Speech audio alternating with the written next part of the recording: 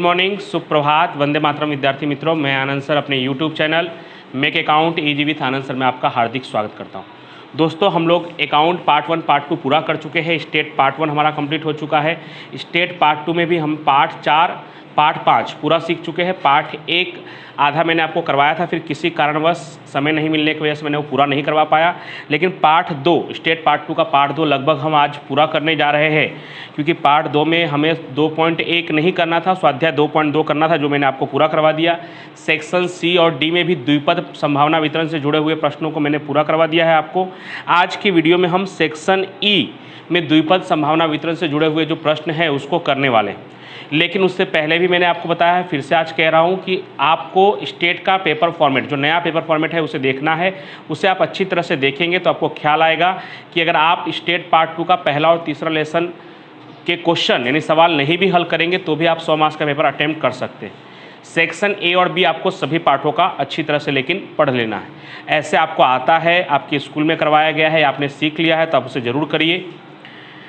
लेकिन उसके वीडियो में किसी भी कारण बस नहीं डाल पाऊँगा, उसका खेद है मुझे, लेकिन आगे का सीखते हैं हम लोग। तो आज हम लोग पार्ट 2 में सेक्शन ई ये सीखने वाले हैं।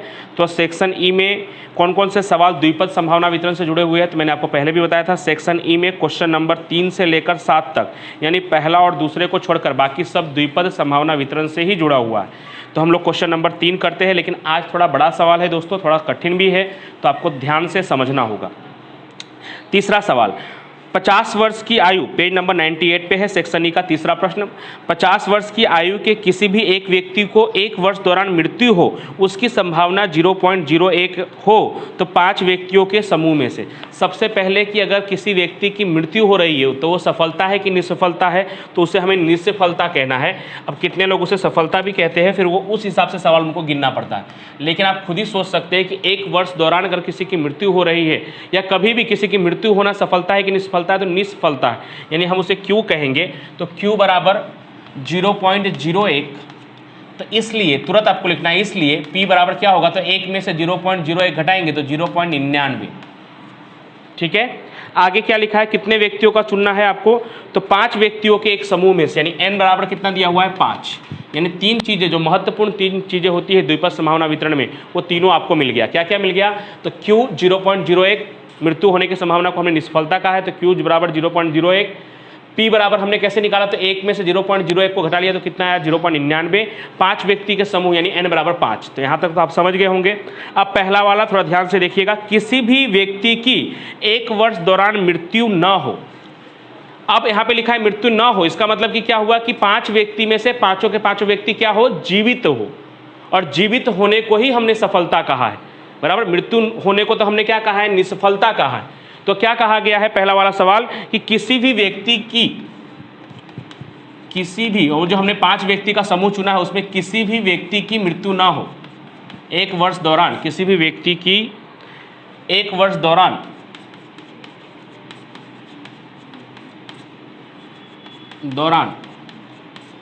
मृत्यु न हो। 1 वर्ष दौरान मृत्यु हो उसको हमने निसफलता कहा है, क्यों, और मृत्यु न हो यानी वो जीवित रहे उसे हमने सफलता कहा है। और सफलता की संभावना को P कहते हैं, लेकिन सफलता की संख्या को X कहते हैं। तो अगर 1 वर्ष दौरान किसी भी व्यक्ति की मृत्यु न हो, तो इसी को अगर मैं दूसरी भाषा में कहूँ, यानी अर्थात पांचों व्यक्ति क्या हो, जीवित हो, 5 व्यक्ति, पांचों के पांचों व्यक्ति जीवित हो, मृत्यु न हो उनकी, यानी जीवित हो। इससे क्या क्लियर हो गया, इससे ये क्लियर हो गया कि x बराबर भी कितना हो गया 5। आप खुद ही समझ सकते हैं। मैं एक बार फिर से सवाल रिपीट कर दे रहा हूं, किसी भी व्यक्ति की 1 वर्ष दौरान मृत्यु ना हो, यानी 5 व्यक्ति का हमने जो समूह चुना है उस 5 में से एक भी व्यक्ति न मरे, और न मरे को ही हमने सफलता कहा है, यानी जीवित रहे उसको। और सफलता की संख्या को ही क्या कहा जाता है, x कहा जाता है, इसलिए x बराबर क्या हो गया 5। अब बस सूत्र में मान रख देना है। सूत्र क्या है अपना द्विपद संभावना वितरण का, P ऑफ x बराबर NCx P raise to x Q raise to n minus x। n कितना है आपका 5, और 5 में से पांचों व्यक्ति जीवित रहे, यानी 5C5, x की जगह पे 5 रखना है। P कितना है, तो P है 0.99, उसके घाते x, तो x कितना है 5, Q कितना है 0.01, और उसके घाते n-x, यानी 5 में से 5 घटाएंगे तो कितना होगा 0। 5c 5 का हल करेंगे तो कितना आएगा 1। 0.99 का 5 बार करेंगे तो 0.99 का 5 बार गुना करेंगे तो 0.9509 आ रहा है, लेकिन उसको आप लिखेंगे तो 0.9510, क्योंकि 9 के बाद भी अगला वाला अंक 9 है, तो आप क्या लिख सकते हैं 0.9510 इंटू 0.01 का 0 बार करेंगे तो क्या आएगा 1 का गुना करेंगे तो यही आपका फाइनल आंसर कहलाएगा 0.9510। तो ये पहला हो गया। लेकिन दूसरा थोड़ा सा कठिन है, उसमें ध्यान रखना है। कम से कम एक व्यक्ति की 1 वर्ष दौरान मृत्यु हो, उस घटना की संभावना का मान ज्ञात करो। कम से कम एक की मृत्यु हो, कम से कम का मतलब होता है उतना या उससे ज़्यादा, यानी 1 वर्ष दौरान कम से कम एक मरे, इसका मतलब एक या उससे ज़्यादा व्यक्ति की मृत्यु हो। दूसरे प्रश्न में आप बात कर रहे हैं हम लोग दूसरे प्रश्न की, कम से कम एक व्यक्ति की 1 वर्ष दौरान मृत्यु हो। कम से कम का मतलब होता है उतना या उससे ज़्यादा। इसका मतलब मैं यहाँ पे पहले आपको समझा देता हूँ, कम से कम का मतलब क्या हुआ। एक या उससे ज़्यादा लोग की मृत्यु हो, तो एक की मृत्यु हो या 2 की मृत्यु हो या 3 की मृत्यु हो या 4 की मृत्यु हो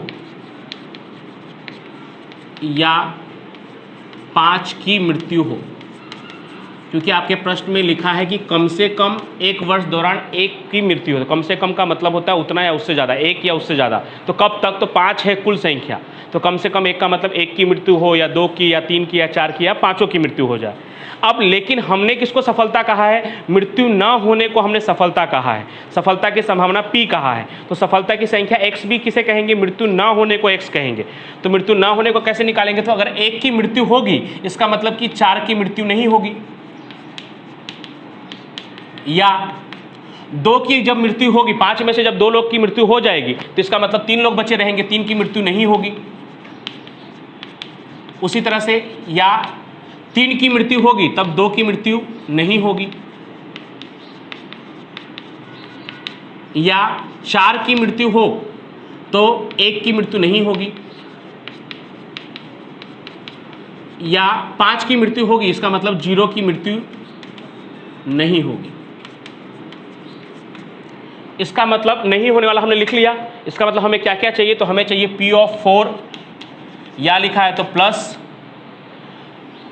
P of 3 plus P of 2 plus P of 1 plus P of 0, इतना सब हमें निकालना है। 4 से लेकर 0 तक सब निकालना है। अब 4 से 0 तक सब निकालना है, लेकिन आपको एक बात सिखाया गया है कि सफलता का संभावना का कुल योग 1 होता है, यानी जितनी भी घटना है उनकी सफलता का जो संभावना है उसका कुल योग कितना होगा 1। तो 4 3 2 1 0, यानी 0 1 2 3 4 सब लिखा हुआ है, सिर्फ P of 5 नहीं लिखा हुआ है क्योंकि ये हमें नहीं चाहिए। तो इतना सब इन सब का योग होता है 1, और हमें कहाँ से कहाँ तक चाहिए, तो हमें P4 से लेकर 0 तक चाहिए, P of 5 नहीं चाहिए। तो यही आपको दिमाग लगाना है कि आपको 4 3 2 1 0 निकाल के जोड़ना है, इतना लंबा काम करना है कि एक शॉर्टकट अपनाना है, एक आसान काम करना है। आसान काम क्या है कि इतना सब निकालने के बदले ये P of 5 प्लस में है, उस तरफ जाएगा तो क्या हो जाएगा माइनस में, यानी इतना लंबा निकालने से अच्छा, यानी P4 plus P3 plus P2 plus P1 plus P0 इतना निकाले, उससे अच्छा कि आप जो ये P5 प्लस में है उस तरफ जाएगा तो क्या होगा माइनस में, यानी 1 माइनस P of 5 कर देंगे तो इतना सब एक साथ में आपका काम कंप्लीट हो जाएगा। तो इस तरह से अगर आप करेंगे तो आपको काफ़ी लंबा समय लगेगा, और सिर्फ 1 में से P of 5 माइनस कर लेंगे तो आपका काम कंप्लीट हो जाएगा। और इतना सब लिखना नहीं है, ये तो मैंने आपको समझाने के लिए सिर्फ लिखा है। आपको लिखना कैसे, तो जो सवाल में लिखा है पहले वो लिख लेते हैं। दूसरा कि कम से कम 1 वर्ष दौरान एक व्यक्ति की मृत्यु हो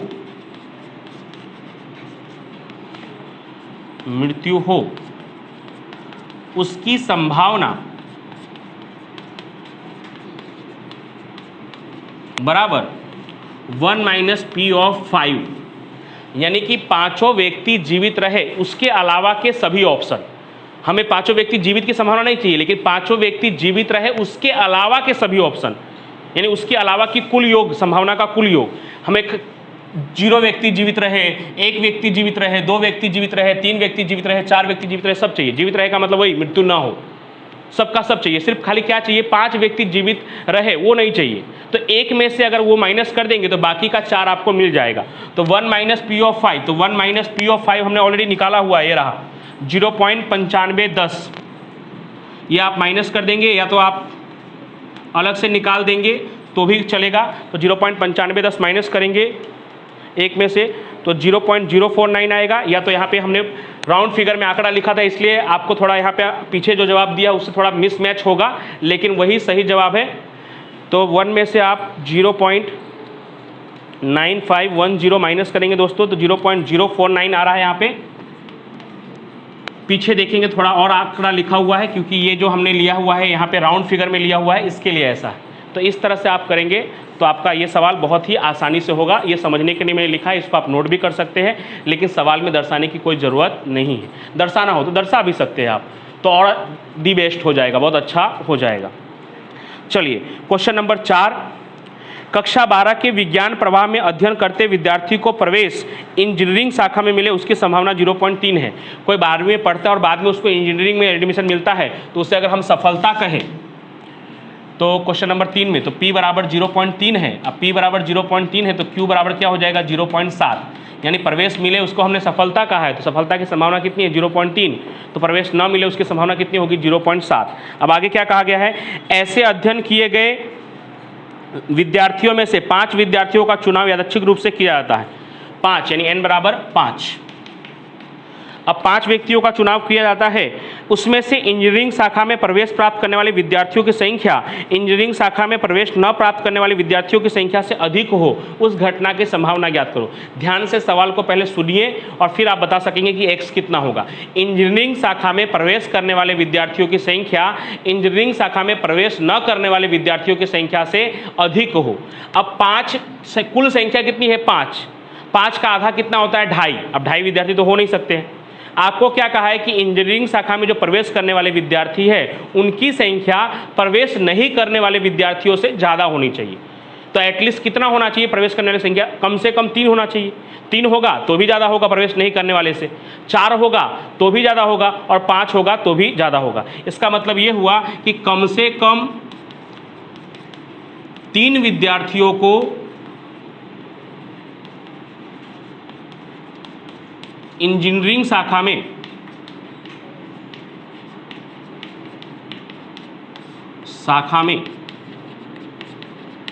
प्रवेश मिले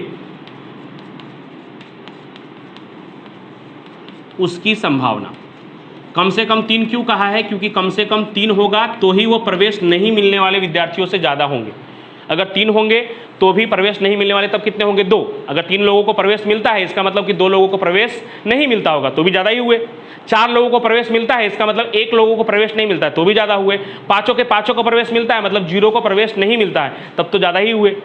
लेकिन अगर मैं 2 लिख लूँ कि 2 लोगों को प्रवेश मिले तो 2 लोगों को प्रवेश मिले इसका मतलब 3 लोगों को प्रवेश नहीं मिलेगा, तो वो यहाँ नहीं चलेगा। यहाँ पे क्या उन्होंने प्रश्न कहा है कि प्रवेश मिलने वालों की संख्या, एडमिशन मिलने वालों की संख्या नहीं मिलने वाले से ज़्यादा होना चाहिए। तो हमारा ऑप्शन क्या आ सकता है 3, 4 और 5, यानी Px जो है वो क्या होना चाहिए 3 या उससे अधिक होना चाहिए, 3 या उससे अधिक, 3, 4 और 5। इसका मतलब आपको P(3) + P(4) + P(5) ये निकाल कर क्या कर देना है, जोड़ देना है। तो किस में निकालना है, तो P(x) का सूत्र मैं लिख दे रहा हूँ, उम्मीद करता हूँ कि आप मान रख कर निकाल लेंगे। NCx P(x) Q(n-x). एक बार आपको निकालना है P(3), एक बार निकालना है आपको P(4) और एक बार निकालना है P(5), और फिर तीनों का जो भी आंसर आएगा उन तीनों को जोड़ देंगे तो आपको क्या मिल जाएगा कि इंजीनियरिंग शाखा में प्रवेश करने वाले विद्यार्थियों की संख्या प्रवेश नहीं करने वाले विद्यार्थियों से ज़्यादा हो उसकी संभावना। चलिए 5वां, हवाई जहाज में से फेंका गया बम किसी एक ब्रिज पर गिरे उसकी संभावना कितनी है 1/5। ब्रिज को संपूर्ण नष्ट हेतु 2 बम पर्याप्त है। ब्रिज को पूरा नाश करने के लिए कितना बम चाहिए, 2 बम। यदि ब्रिज पर 6 बम फेंके जाए तो ब्रिज संपूर्ण नष्ट हो जाए, उस घटना की संभावना का मान ज्ञात कीजिए। ओके, तो ब्रिज बम जो है वो ब्रिज का सही निशाना ले उसकी संभावना दी हुई है। कितना दी हुई है उसकी संभावना, तो उसकी संभावना दिया हुआ है, ये आपका चौथा सवाल था हमारा। तीसरा, चौथा, ये पांचवा सवाल है। तो फेंका गया बम ब्रिज का सही निशाना ले, उसकी संभावना P दी हुई है कितनी, 1/5। अब P दिया हुआ है 1/5, इसलिए Q कितना होगा, 4/5। कैसे निकालते हो मैंने आपको सिखाया हुआ है कि ये 1/5 है तो 5 में से 1 घटाएंगे तो वो कितना होगा, 4/5। अब ब्रिज को नष्ट करने के लिए कितना बम चाहिए, तो 2 बम पर्याप्त है। 2 बम गिरेगा तो ब्रिज नष्ट हो जाएगा, यानी 2 से ज़्यादा गिरेगा तो नष्ट नहीं होगा, तो भी नष्ट हो जाएगा। 2 से कम गिरेगा तो नष्ट नहीं होगा। अब क्या लिखा है कि यदि ब्रिज पर 6 बम फेंके जाए, यानी n बराबर 6, तो ब्रिज संपूर्ण नष्ट हो उस घटना की संभावना। तो ब्रिज को नष्ट करने के लिए, ब्रिज को नष्ट करने के लिए 2 बम पर्याप्त है, 2 बम पर्याप्त है। इसलिए ब्रिज नष्ट हो उसकी संभावना। अब नष्ट कब होगा, तो जब भी ब्रिज पर 2 या उससे ज़्यादा बम गिरेगा तो ब्रिज क्या होगा, नष्ट होगा। यानी Px > 2, यानी 2 भी गिरेगा तो भी नष्ट होगा। यानी 2, 3, 4, 5, 6, यानी आपको निकालना है P(2) + P(3) + P(4) + P(5) + P(6). अब अगर आप इतना बड़ा नहीं निकालना चाहते हैं तो एक शॉर्टकट तरीका और है।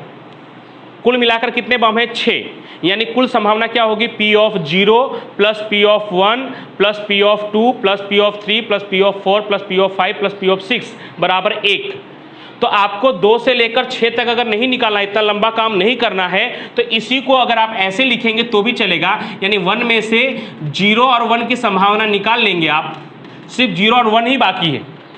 तो 0 और 1 का आंसर निकाल कर दोनों को जोड़कर अगर 1 में से घटा देंगे तो भी वही आंसर आएगा जो ये आंसर है। आपको दोनों करके देखना है, दोनों करके देख लीजिए, चेक कर लीजिए, लेकिन एग्जाम में दोनों नहीं करना है। एग्जाम में दोनों में से कोई एक ही करना है, लेकिन ऐसा दर्शा देना है आपको जिससे सामने वाले को लगे कि आपको पता है।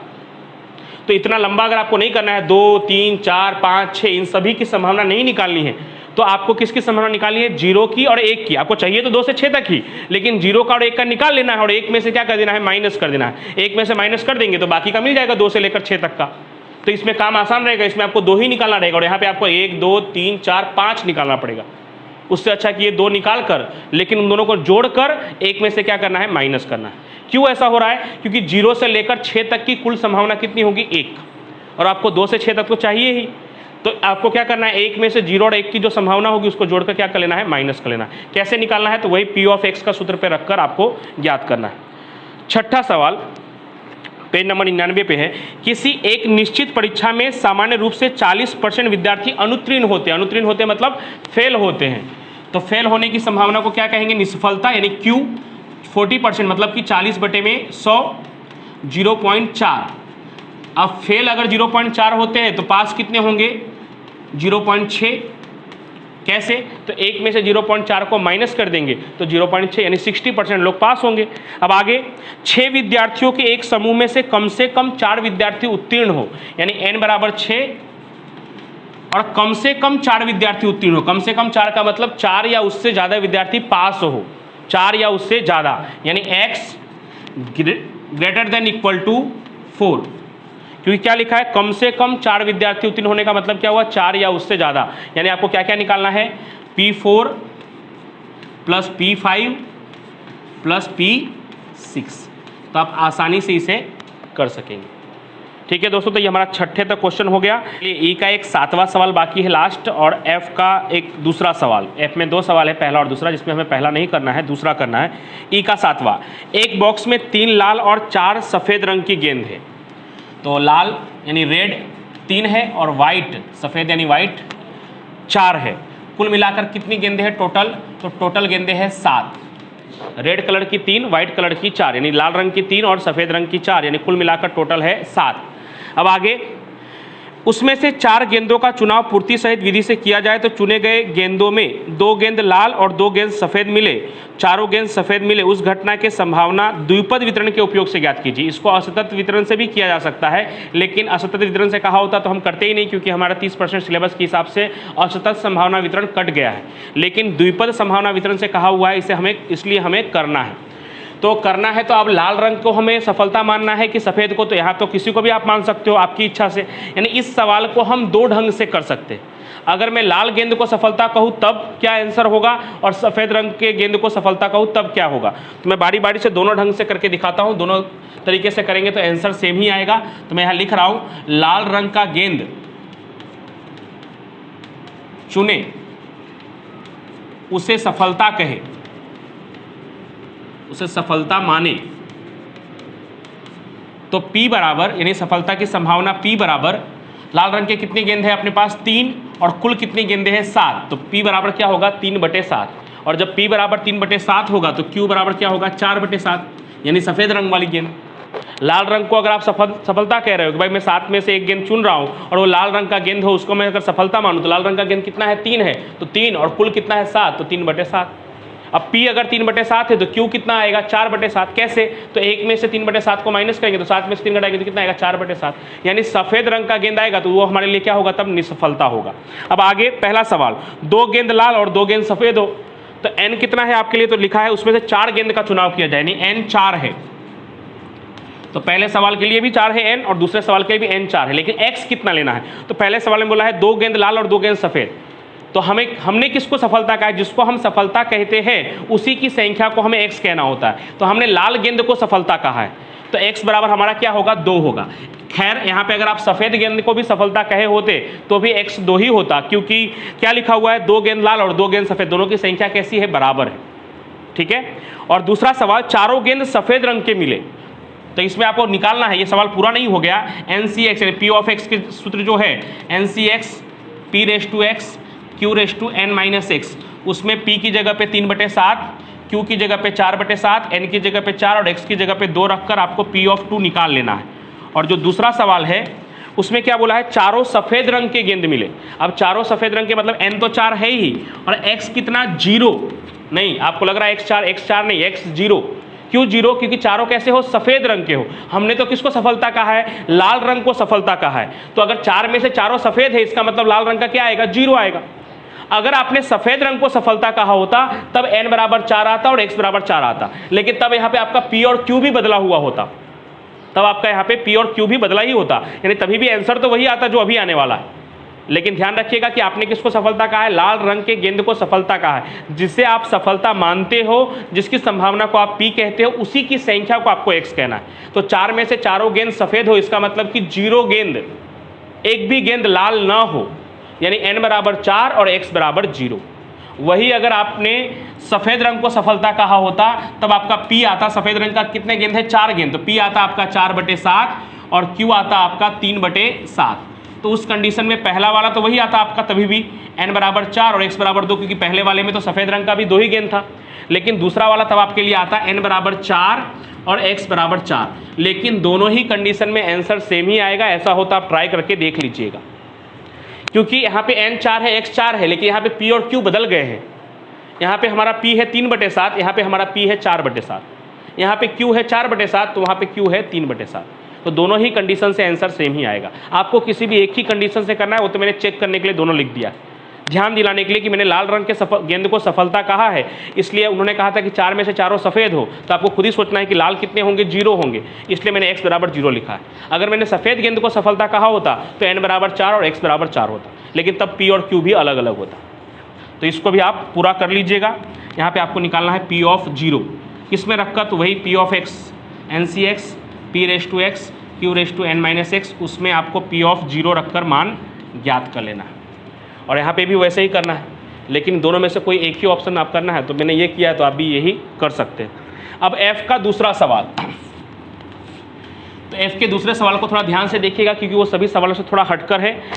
कक्षा 10 में अध्ययन करने वाले विद्यार्थियों की समष्टि में से 50% विद्यार्थियों को चॉकलेट खाने की आदत है, तो P बराबर, अगर हम चॉकलेट खाने की आदत को अच्छा समझे, ऐसे तो वो अच्छा नहीं है, लेकिन आगे भी आपको 30% से कम विद्यार्थी चॉकलेट खाने की आदत रखते हैं, इसका संभावना निकालना है। तो अगर मैं उसको P कहूँ तो P बराबर 0.50% का मतलब 50/100, 0.5।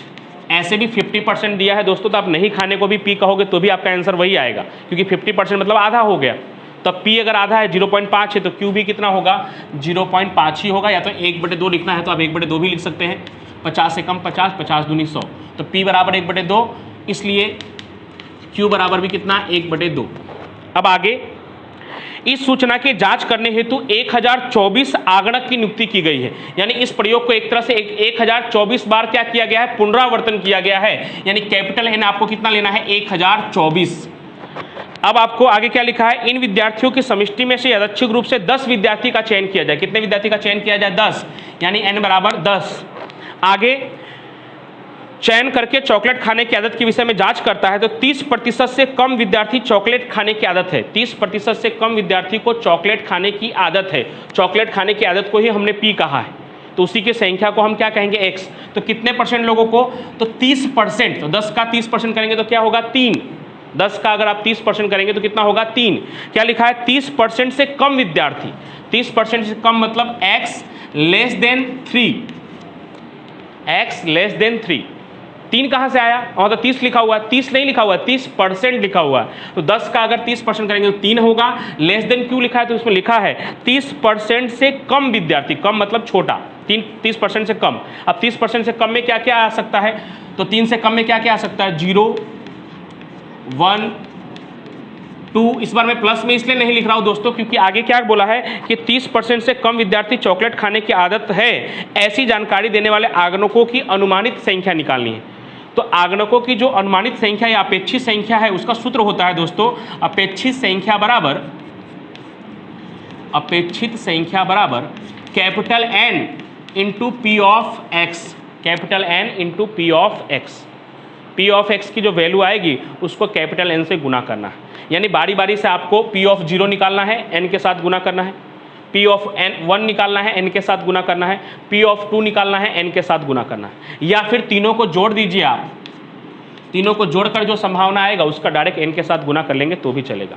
यानी आपका जो सूत्र है P ऑफ X बराबर NCX P raise to X Q raise to N-X, उसमें बारी बारी से मान रखना है। चलिए मैं करके दिखा दे रहा हूँ आपको। 0 रखते हैं तो N की जगह पे कितना, 10, C0, P कितना है, 1/2, उसका घात 10, Q कितना है, वो भी 1/2। 10 में से 0 घटाएंगे तो कितना आएगा, यहाँ पे 0 है, 10 में से 0 घटाएंगे तो कितना आएगा, 10। थोड़ा ध्यान रखिएगा, यहाँ पे 0 होगा। 10 से 0 कितना होगा, 1। 1/2 का 0 बार करेंगे तो वो भी होगा 1। 1/2 का 10 बार करेंगे तो 1/1024 कटने वाला होगा, तो भी आप काटिएगा मत। ओके। दूसरा P ऑफ 1, अब जहाँ जहाँ आपने 0 रखा था वहाँ वहाँ 1 रखना है। तो 10C1 1/2 के घाते 1 और 1/2 के घाते 10 में से 1 घटाएंगे यानी 9। 10C1 कितना होता है, 10। 1/2 का 1 बार गुना करेंगे तो 1/2, 1/2 का 9 बार करेंगे तो 1/512। इसको हल करेंगे तो 10 एकम 10 बटे में 512 गुणे 2 करेंगे तो 1024। इसको भी मत काटिएगा क्योंकि बाद में हमें जोड़ने में आसानी होगी। अब P ऑफ 2 10C2 1/2 के घाते 2 और 1/2 के घाते 8 हल करेंगे तो 10C2 होता है 45। 10C2 का मतलब 10 गुणे 9, 90 भागे 2 गुणे 1, तो 90 भागे 2 कितना होगा, 45। 1/2 का 2 बार करेंगे तो 1/4 और 1/2 का 8 बार करेंगे तो 1/256 बराबर 45 एकम 45 बटे में 1024। अब आपको क्या निकालना है, अपेक्षित आवृत्ति। बाकी यहाँ तक तो आप पहले भी करते थे, सेक्शन ई में हमने कई बार इतना किया है। तो अपेक्षित आवृत्ति का बस सूत्र आपको याद रखना है, अपेक्षित आवृत्ति बराबर, मैंने ऊपर भी लिखा हुआ है, capital N into P of X। तो मैं यहाँ पे लिख दे रहा हूँ, जगह नहीं है इसलिए आप यहाँ देख सकते हैं। कैपिटल N अपना कितना है 1024, P ऑफ X, तो P ऑफ X में कितना कितना आया था 10/1024।